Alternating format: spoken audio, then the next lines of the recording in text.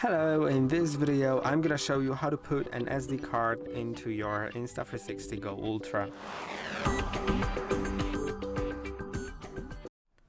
To do it, take the standalone camera out of the action pod if it's currently in. To do it, press and hold on this lock button, then take the camera out like that.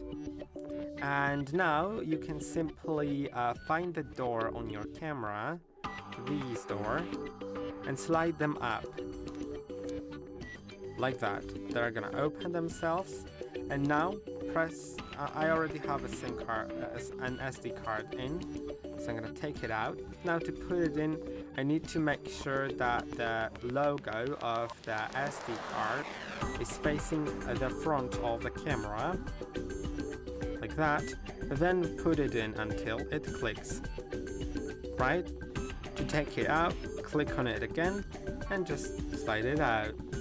I click on it, close the door by first closing them like that, then sliding them back on place, and I can put the standalone camera back into the action pod.